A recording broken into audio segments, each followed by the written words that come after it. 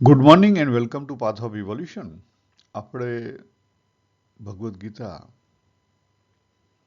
અધ્યાય 5 ઉપર ચિંતન કરી રહ્યા છીએ. ભગવાને ક્વોલિફાઈડ સાધકની વાત કરી. આખો જ્ઞાન વિશે ભગવાન બધી વાત કરી રહ્યા છે. ક્વોલિફાઈડ કોણ કહેવાય અને સંન્યાસ મીન્સ જેણે જે સાચા અર્થમાં સંન્યાસી છે એ ક્વોલિફાઈડ કહેવાય. છઠ્ઠા શ્લોકથી વાત કરી યોગયુક્ત અને સંન્યાસ બંને શબ્દ ત્યાં વાપર્યા. અને 13મા શ્લોકે એ સંન્યાસ જે છે ને એનું સમાપન કર્યું.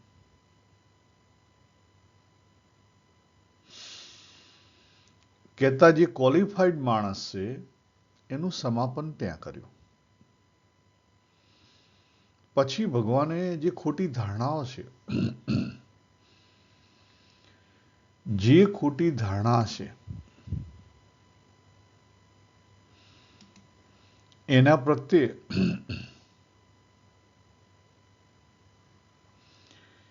કારણ કે પ્રશ્ન એવો થાય કે જ્યારે 13મા શ્લોકમાં વાત કરી કે એ સુખથી રહે છે છતાં કોઈ કર્મ નથી કરતો. કર્મ એટલે કર્મનું બોન્ડેજ.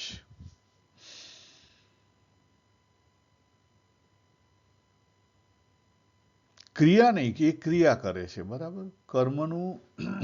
કર્મ બંધન થાય એને કર્મ કહેવાય.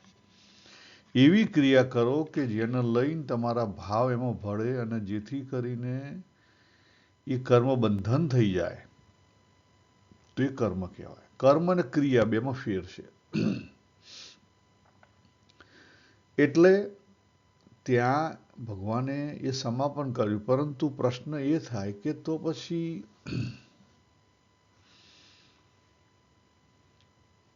આજે બીજા બધા જે કર્મ થાય છે એનું શું સમજવું?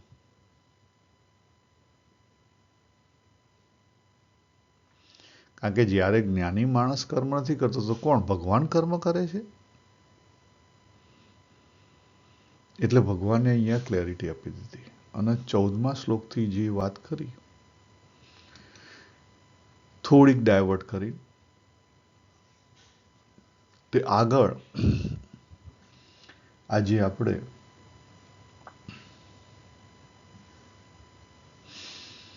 18 શ્લોક સુધી જોઈશું. કારણ કે છેલ્લે આપણે 16મો શ્લોક જોયેલો. એટલે આજે ડિટેલિંગમાં 16, 17 અને 18 લઈશું. પરંતુ ઓલવેઝ જે કોઈ વાત હોય કોઈના સંદર્ભમાં હોય. એટલે સંદર્ભને સાથે પકડીને વાત કરીએ તો આપણે માર્ગથી ભટકી ના જવાય. ભગવાને 14મા શ્લોકમાં વાત કરી અને 15મા શ્લોકમાં કે કર્મોને રિલેટેડ જે 5 વસ્તુ છે એને કંઈ ભગવાનને કંઈ લેવા દેવા નથી. કર્મ રિલેટેડ જે સમાજની અંદર 5 વસ્તુ પ્રત્યે આપણે ખોટું જે ધારણા છે એને ભગવાને ખોટી પૂરવા કરી દીધી. આપણે લોકો એવું માનતા હોઈએ છીએ કે પાપ કર્મ પુણ્ય કર્મ એ બધું કરીએ તો ભગવાન આપણા વધારે ઘટાડે બધી વસ્તુ, બરાબર? ના. શું વાત કરી ભગવાને? જો 14મા શ્લોકમાં ભગવાને કીધું કર્તૃત્વ, કર્મફળ અને કર્મ આ 3 વસ્તુ સ્વભાવ કહેતા પ્રકૃતિની પેદાશ છે. એમાં પરમાત્માને કંઈ લેવા દેવા નથી. 15મા શ્લોકમાં ભગવાન શું કહે છે કે વ્યક્તિ જે જીવ છે પોતાના મોહથી ઊભું કરેલું જે અજ્ઞાન છે એને લઈ અને જીવ પરમાત્માને પાપકર્મ અને પુણ્ય બંનેની અંદર શું માને છે? ભાગીદાર માને છે. શું માને છે? ભાગીદાર. પરંતુ ભગવાન કોઈના પાપ કે કોઈના પુણ્ય ગ્રહણ કરતા નથી. ભગવાન કંઈ લેવા દેવા નથી. ચોખ્ખું ક્લિયર કર્યું. અને પછી આપણને જે પ્રશ્નો થયા હતા એની પણ આપણે આગળ વાત કરેલી કે તો પછી આપણે જે બધું સત્સંગમાં માનીએ છીએ અને કરીએ છીએ એનું શું સમજવું એ પણ આપણે આગળ જોયું હતું. અને નરસિંહ મહેતાએ જ્યારે ભગવાનનો પોકાર કરી ત્યારે ભગવાન આયા તો એનું શું સમજવું. બરાબર. એ બંને પ્રશ્ન આપણે આગળ લઈ લીધા છે. હવે આગળ જોઈએ ભગવાન શું કહે છે 16મા શ્લોકની અંદર કે જેણે પોતાના આત્મજ્ઞાન વડે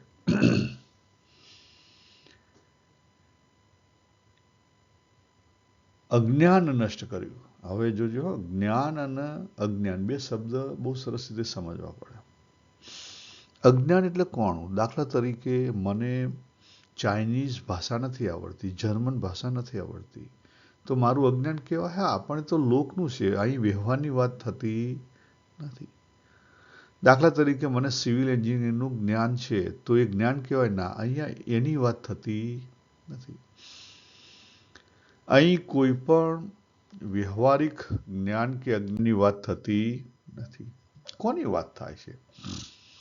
તો ઈશાવાસ્ય ઉપનિષદની અંદર જે 16મા શ્લોકની અંદર વાત કરી જ્ઞાન અને અજ્ઞાન, બરાબર.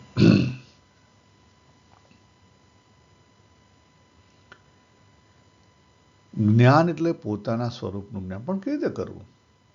જ્યાં સુધી પોતાનું સ્વરૂપ જ દેહ મનાય છે ત્યાં સુધી કોનું જ્ઞાન થાય? તો દેહનું. એટલા માટે જો ઈશાવાસ્યમાં ક્લિયર આપ્યું કે પહેલું જે કાર્ય ભ્રમ છે, પ્રકૃતિ ભ્રમ, ખરેખર શબ્દ શું વાપરવો જોઈએ? પ્રકૃતિ ભ્રમ. જે પ્રકૃતિ છે પ્રકૃતિને ઓળખો. હવે પ્રકૃતિને ઓળખવી કેવી રીતે? ટૂંકું અને ટચ. કોઈ પણ વ્યક્તિ ભણેલું ના હોય, એને ખબર ના પડતી હોય, એવું પણ સામાન્ય વ્યક્તિ હોય, એણે પણ પોતાના જે જીવનના અનુભવ છે એની એ અનુભૂતિ છે, એ અનુભૂતિમાંથી આ જે પ્રકૃતિ ભ્રમ છે એને ઓળખી શકે. ભગવાને બધી વ્યવસ્થા કરેલી, કારણ કે પોતે શિવ જીવ બનેલો છે, એને બધી વ્યવસ્થા કરેલી છે. તો એ જે પ્રકૃતિ ભ્રમ છે, હું તમને કહું કે કોને ખબર નથી કે આપણો જન્મ થયો છે? દરેકને ખબર છે કે આપણે જન્મ્યા છીએ. કોને ખબર નથી કે જે જન્મ્યા છે નથી મરવાના? દરેકને ખબર છે કે જે જન્મ્યા છે મરવાના છે. અને આપણે જોતા આવ્યા છીએ. આપણે આપણા ગામની અંદર, આપણા ઘરની અંદર, બધી જગ્યાએ આપણે જોયું છે માણસ જન્મે છે અને માણસ મરે છે. આ મૃત્યુલોક છે. તો આ પ્રકૃતિ ભ્રમનું કાર્ય છે. આપણે સ્વીકાર્યું? કોને ખબર નથી કે આપણે આગળ, હવે તો ક્લિયર છે, આગળ અનેક જન્મો ધારણ કર્યા છે, એને લઈને આ જન્મ છે. બધાને ખબર છે. મનાય છે? મનાતું નથી. આ જન્મની વેલ્યુ વધી ગઈ છે, આ દેહની વેલ્યુ વધી ગઈ છે. તકલીફ ત્યાં છે. સામાન્ય માણસ હોય, ભણે એને વાંચતા ના આવડતું હોય, પણ આ તો ખબર જ છે. કોને ખબર નથી કે દિવસ અને રાત્રિ થાય છે, ઠંડી અને ગરમી આવે છે, સુખ અને દુઃખ જીવનમાં આવે છે? તો પ્રકૃતિ આ રીતે ચાલે છે. દરેકને ખબર છે. છતાં મનાય છે? મનાતું નથી. બહારથી તો માનીએ છીએ, અંદરથી મનાતું નથી. અંદરથી જેમ છે તેમ મનાતું નથી. આપણે આગળ ભાષાંતર જોઈએ પછી આ પ્રકૃતિ ભ્રમ અને પરભ્રમ બંનેને આપણે પછી સમજીએ.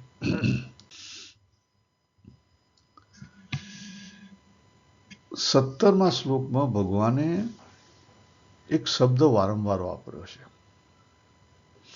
એ શબ્દ છે તદ અથવા તત. કયો શબ્દ છે? તત અથવા તદ. હવે કેટલાક ભાષાંતરકારોએ એનો અર્થ અલગ પણ કરેલો છે. એમણે જે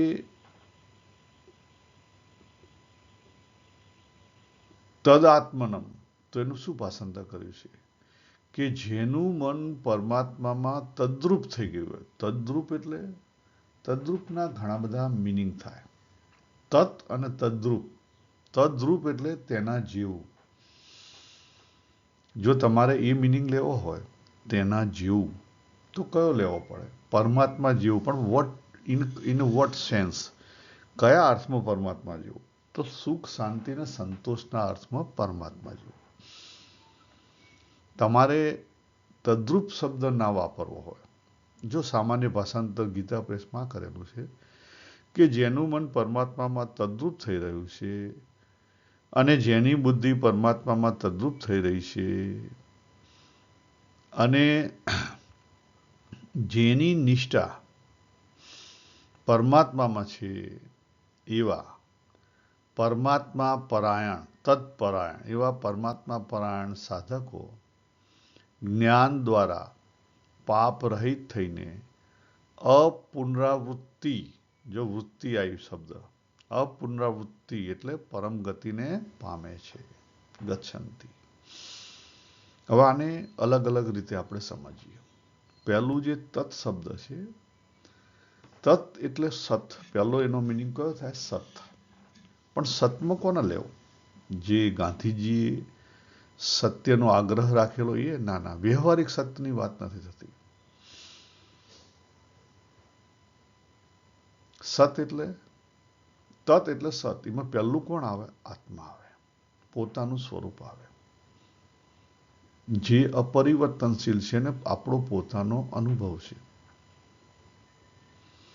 અને પછી બીજા નંબરે જ્યારે આપણો દ્રષ્ટિકોણનું એક્સપાન્શન થાય ત્યારે બીજા નંબરે એ અને પરમાત્મા બે એક થઈ જાય. ખ્યાલ? એટલે જેના જીવે સતને જાણી લીધું, જેની બુદ્ધિ આત્મભાવ તત્બુદ્ધિને પામી ગઈ, તેની નિષ્ઠા સત કહેતા પરમાત્મા રૂપ થઈ ગઈ, એવા સત પરમાત્મા પરાયણ સાધક જ્ઞાન દ્વારા પરમ ગતિને પામે છે. બરાબર? આ એનું ભાષાંતર છે. આને આપણે ડિટેલિંગમાં પછી સમજશું. અત્યારે આ ભાષાંતર અહીંયા રવા દઈએ અને સાથે સાથે અહીંયા છીએ એટલે 18મો જે શ્લોક છે એનો પણ સાથે લઈ, કારણ કે 18મા શ્લોકે આનું એન્ડિંગ થાય છે. ત્યાં શું ભગવાન કહે છે કે જેનો દ્રષ્ટિકોણ એવો થઈ ગયો છે, એવો જે જ્ઞાની માણસ છે, જેનો દ્રષ્ટિકોણ એવો થઈ ગયેલો છે, એવો જે જ્ઞાની માણસ છે, એ વિદ્યા વિનયથી જે સંપન્ન હોય એવો જે બ્રાહ્મણ છે, એનું અને ચંડાળ બેની વચ્ચે ભેદ નથી જોતો. ગાય, હાથી ને કૂતરામાં પણ ભેદ નથી જોતો. એની દ્રષ્ટિ કેવી થઈ ગઈ છે? સમદર્શી. એનો દ્રષ્ટિકોણ સમદર્શી થઈ ગયેલો છે, સમતામાં છે. તો આ આપણે સામાન્ય ભાષાંતર જોયું. આનું આપણે ડિટેલિંગ પછી કરીશું. આમાં ઘણા બધા પ્રશ્નો છે કે પ્રકૃતિ ભ્રમને કેવી રીતે જાણવું, આપણને કોણ જે મોહ વળગેલો છે, મોહના કારણે અજ્ઞાન છે, એને થોડુંક સમજશું કેવી રીતે મોહના કારણે અજ્ઞાન છે અને એનાથી પર કેવી રીતે થાય એનું ચિંતન આપણે નેક્સ્ટ ટાઈમમાં કરીશું. અહીંયા આપણે પૂરું કરીએ. સર્વેને જય શ્રી કૃષ્ણ. હરિ ઓમ તત્સત. હરિ ઓમ તત્સત.